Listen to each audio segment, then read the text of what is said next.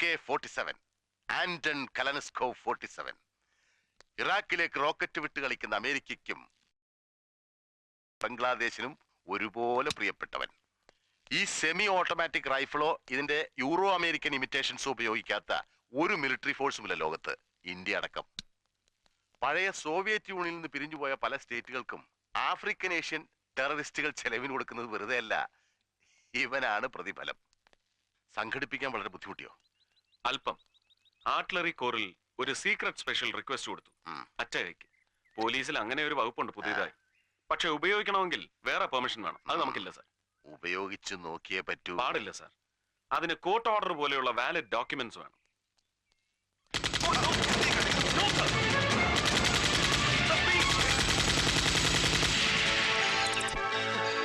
എന്ത് ഭ്രാന്താണ് ഈ കാണിച്ചത്? Are you really mad? ഇത് വട്ട് തന്നെയാ.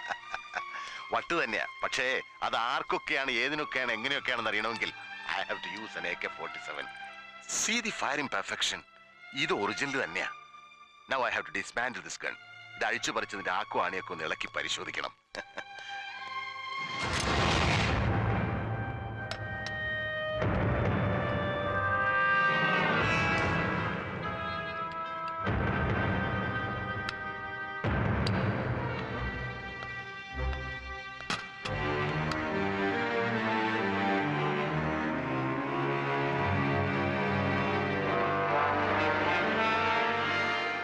Come on, guys. See this.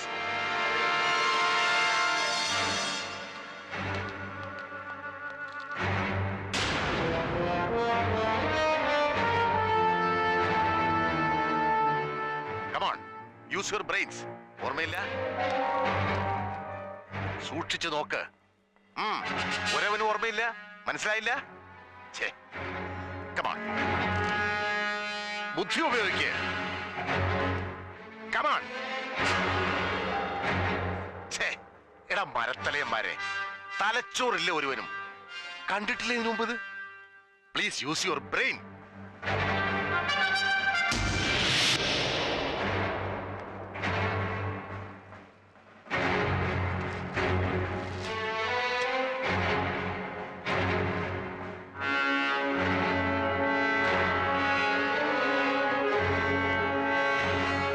പിടികിട്ടിയില്ല അല്ലേ? That is AK-47 reverbing knot. Knot എന്ന് പറഞ്ഞാൽ KNOT knot. Now identify. Original ഏത്, ഡ്യൂപ്ലിക്കേറ്റ് ഏത്? കഴിയുന്നില്ല. Yourself? Exactly, see. ഇനിയിപ്പോ തിരിച്ചറിയാതെ എങ്ങനെയാ ഇത് റീഫിറ്റ് ചെയ്യുന്നത്? ഈസി. ഈ റഷ്യൻ മെറ്റൽ അലോയുടെ തേർമൽ റെസിസ്റ്റൻസ് പവർ എന്ന് പറഞ്ഞാൽ 5000 ഡിഗ്രി സെന്റിഗ്രേഡ് ആണ്. പക്ഷെ അച്ഛന്റെ ഈ ഡ്യൂപ്ലിക്കേറ്റ് തരക്കേടില്ലാത്തൊരു കൊല്ലന്റെ ആലയെ കൊണ്ടുവച്ചാൽ ഉരുകി ഒലിക്കും. ഏറിയ 1200 degree centigrade. Imitations are still imitations only.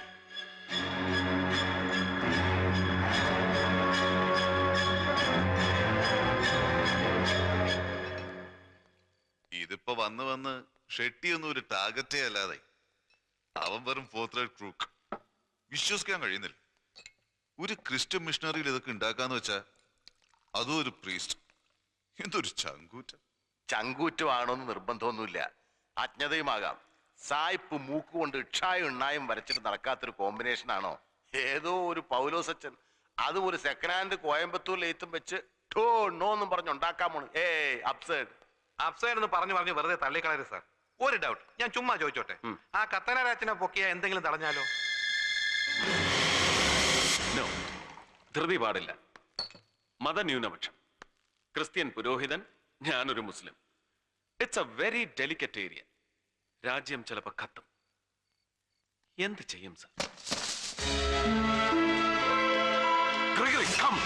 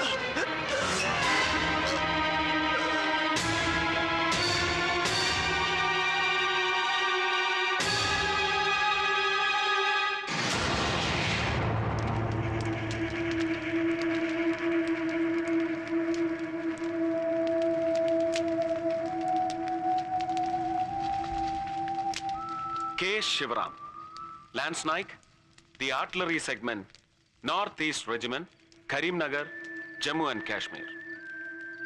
രാജ്യദ്രോഹത്തിന് court martial കഴിഞ്ഞ് പട്ടാള കോടതിയുടെ ഷൂട്ട് അറ്റ് സൈറ്റ് എന്ന എക്സ്ട്രീം സീക്രട്ട് വധശിക്ഷയ്ക്ക് വിധിക്കപ്പെട്ട ഇന്ത്യൻ ജവാൻ. അതെ, 100 കോടി ഇന്ത്യക്കാരിൽ ആർക്ക് വേണമെങ്കിലും എന്നെ കൊല്ലാം. കൊല്ലുന്ന ഒരു വീരശൃംഖല ഉറപ്പ്. ഇപ്പൊ ഉറക്കം കിട്ടാതെ കിടക്കയിൽ ഉരുണ്ടുമറിയുന്ന കുറെ തമ്പുരാക്കന്മാർക്ക് ഞാൻ മരിച്ചാ പിന്നെ വിസ്കിയും വാല്യൂവും കഴിക്കാതെ സുഖമായി ഉറങ്ങാം. Relax Shivaram, relax. How can I relax sir? ഞാൻ ഫേസ് ചെയ്ത reality, the very cruel cheating reality അറിഞ്ഞാൽ പിന്നെ ഞാൻ മാത്രമല്ല നിങ്ങൾ ആരും റിലാക്സ് ചെയ്യില്ല. മനസാക്ഷിയുള്ള ഒരു ഇന്ത്യക്കാരനും അവന് കഴിയില്ല.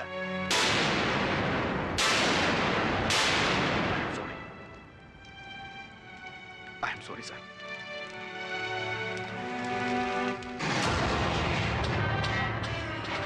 ബ്രിട്ടീഷുകാരുടെ കാലത്ത് കരീംനഗർ ശരിക്കും ഒരു നഗരം തന്നെയായിരുന്നു.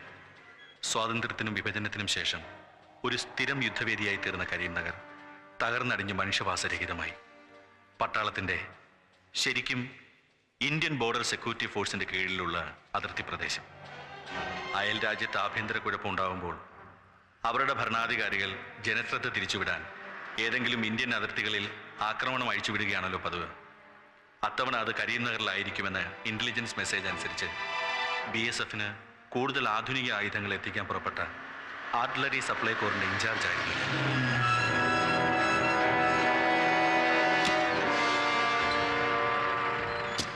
ദൂരെ മറ്റു ചില ഇന്ത്യൻ ആർമി വെഹിക്കിൾസ് കണ്ട് എനിക്ക് സംശയമായി.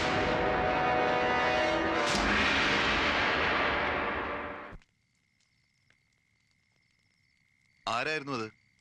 ഒരുപക്ഷെ ശത്രു വേഷം മാറി വന്നതാവും. അല്ല, എന്റെ സീനിയർ ഓഫീസറായിരുന്നു മേജർ റൊണാക് സിംഗ്. എന്തോ ക്ലറിക്കൽ മിസ്റ്റേക്ക് കൊണ്ട് ഡൽഹിയിൽ TNC കഴിയാത്ത ആയുധങ്ങളായിരുന്നു അത്രേ ഞങ്ങളുടെ വണ്ടിയിൽ. TNC? അതെ, ടെസ്റ്റഡ് ആൻഡ് സർട്ടിഫൈഡ്. പുതിയ ആയുധങ്ങൾ വാർ ഫ്രണ്ട് ഉപയോഗത്തിന് കൊടുക്കുന്നതിന് മുമ്പ് മാനുഫാക്ചറിംഗ് ഡിഫക്ട്സോ മറ്റ് തകരാറുകളോ ഇല്ലെന്ന് ഉറപ്പുവരുത്തണമെന്നുണ്ട്. ആ ഡിപ്പാർട്ട്മെന്റിൽ നിന്ന് കിട്ടുന്ന OK സർട്ടിഫിക്കറ്റിനാണ് TNC എന്ന് പറയുന്നത്. എനിക്ക് സംശയം തോന്നി, അത്തരമൊരു ക്ലറിക്കൽ മിസ്റ്റേക്ക്, ദാറ്റ്സ് ഇമ്പോസിബിൾ. എങ്കിലും സീനിയർ ഓഫീസറാണ് പറയുന്നത്, അതും ഞങ്ങളുടെ ചീഫ് ബ്രിഗേഡിയർ ഗിരിധർ ബർവയുടെ റിട്ടേൺ ഓർഡറും കാണിച്ച്. Was it fake? നോ, അത് ഗിരിധർ ബർവയുടെ ഒപ്പ് തന്നെയായിരുന്നു എന്ന് എനിക്ക് ഉറപ്പുണ്ട്. ഞാൻ എൻ്റെ ട്രക്കുകൾ മേജർക്ക് കൈമാറി. ടെസ്റ്റിംഗ് കഴിഞ്ഞ ആയുധങ്ങളുള്ള അവരുടെ ട്രക്കുകൾ ഏറ്റുവാങ്ങി അതിർത്തിയിലേക്ക് യാത്ര തിരിക്കാൻ ഒരുങ്ങിയപ്പോഴാണ് ഇരുട്ടിൽ മേജർ റൊണാക് സിംഗിന്റെ പുറകിൽ ഞാൻ മറ്റൊരു ഇന്ത്യൻ ഓഫീസറെ കണ്ടത്.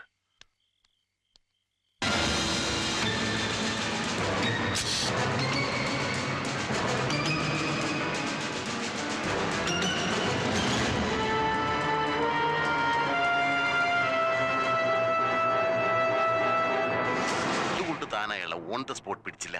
എങ്ങനെ കഴിയും സാർ? എന്റെ സീനിയർ ഓഫീസറിന്റെ കൂടെ അതേ റാങ്ക് യൂണിഫോം ധരിച്ചാണ് അയാൾ നിന്നിരുന്നത്. നരേന്ദ്രൻ ഷെട്ടി എനിക്ക് നേരിട്ട് പരിചയമില്ലെങ്കിലും ആ ബിസിനസ് മാഗ്നറ്റിന്റെ ചിത്രം ഏതോ ന്യൂസ് പേപ്പറിൽ ഞാൻ കണ്ടിട്ടുണ്ട്. അത് ഷെട്ടിയാണെന്ന് ആ സാഹചര്യത്തിൽ ഞാൻ എങ്ങനെ ഉറപ്പിക്കും? ഞാൻ കണ്ട ഓഫീസർ ഷെട്ടിയുടെ മുഖച്ഛായ ഉള്ള ഒരു ജയകുമാർ ആയിക്കൂടുന്നില്ലല്ലോ. പക്ഷെ അത് ജയകുമാർ ആയിരുന്നില്ലെന്ന് എനിക്ക് മനസ്സിലാക്കാൻ അതേ രാത്രി ഏറെ വൈകേണ്ടി വന്നു. അംഗസംഖ്യയിലും ആയുധബലത്തിലും ഏറെ മുന്നിലായിരുന്ന ആർമി അന്നത്തെ എൻകൗണ്ടറിൽ ദയനീയമായി പരാജയപ്പെട്ടു. നോ, നമ്മൾ തന്നെ നമ്മളെ തോൽപ്പിച്ചു. 167 ഭാരതപുത്രന്മാരാണ് അന്നൊരൊറ്റ രാത്രി കരീംനഗറിൽ വീണു മരിച്ചത്. ജീവനോട് രക്ഷപ്പെട്ടത് ഒരേ ഒരാൾ മാത്രം, തമിഴ്നാട്ടിൽ നിന്നുള്ള ഒരു ഹവീൽദാർ രാജരത്നം. റൊണാക് സിംഗിന്റെ കൂടെ ഞാൻ കണ്ടത് നരേന്ദ്ര ഷെട്ടി തന്നെയാണെന്നും എന്തൊക്കെയോ കള്ളക്കളികൾ ആ രാത്രിയിൽ ആയുധ കൈമാറ്റത്തിൽ നടന്നിട്ടുണ്ടെന്നും എനിക്ക് ഉറപ്പായി. ഭാഗ്യത്തിന് അന്ന് ബേസ് ക്യാമ്പിൽ ഞങ്ങളുടെ ബ്രിഗേഡിയർ ഗിരിധർ ബർവ എത്തിയിരുന്നു. രാജരത്നത്തെയും കൂട്ടി ഞാൻ ബേസ് ക്യാമ്പിലേക്ക് പോയി. എന്റെ സംശയം ഞാൻ ബ്രിഗേഡിയറോട് തുറന്നു പറഞ്ഞു.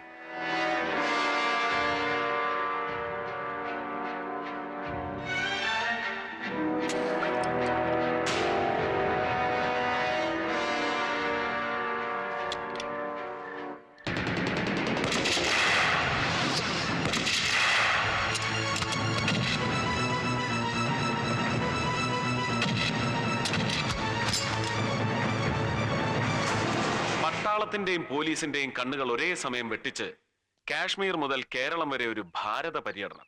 ടെറിഫിക്. മുഹമ്മദ് സാറിന്റെ കൈ പെട്ടില്ലായിരുന്നെങ്കിൽ എന്തായിരുന്നു ശിവറാമന്റെ അടുത്ത സ്റ്റെപ്പ്? മുഹമ്മദ് സാറിന്റെ കൈപ്പെട്ടതല്ല സുഹൃത്തെ, കീഴടങ്ങാൻ തന്നെ വന്നതാണ്. പൗലോസ് അച്ഛനാണ് എന്നെ ഇങ്ങോട്ട് അയച്ചത്. പൗലോസ് അച്ഛൻ? അച്ഛനെ എങ്ങനെ അറിയാം? റാന്നിയിൽ എന്റെ സ്വദേശത്ത് അച്ഛൻ പണ്ടൊരു പോളിടെക്നിക്കിന്റെ പ്രിൻസിപ്പൽ ആയിരുന്നു. പക്ഷെ ഞാൻ നാട്ടിലെത്തിയത് റോയി അലക്സിനെ കാണാനായിരുന്നു. ആ കൊല്ലപ്പെട്ട ജേർണലിസ്റ്റ്? അതെ, അവൻ എന്റെ ക്ലാസ്മേറ്റ് ആയിരുന്നു. ഒരു മീഡിയ കവറേജിലൂടെ ഇന്ത്യൻ സൈന്യത്തിലെ ആയുധ ലോബിയെ തുറന്നു കാട്ടാതെ രക്ഷപ്പെടാനാവില്ലെന്ന് എനിക്ക് തോന്നി. തേടി നടന്നവനെ കണ്ടെത്തിയെങ്കിലും എന്റെ കഥ പറയാൻ കഴിഞ്ഞില്ല. ഈ കഴിഞ്ഞ സെപ്റ്റംബർ 18 ഈവനിങ് അന്നാണ് ഞങ്ങൾ കണ്ടുപിരിഞ്ഞത്.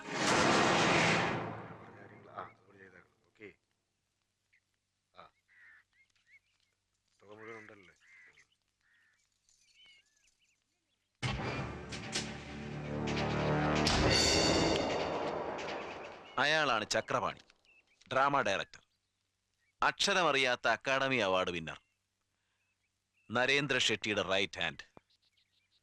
ഇന്ന് രാത്രി ഇവന്റെയൊക്കെ കള്ളി ഞാൻ പൊളിക്കും.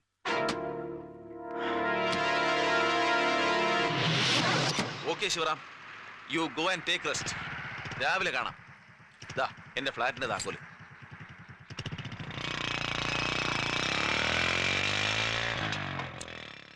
അവൻ പിന്നെ മടങ്ങി വന്നില്ല.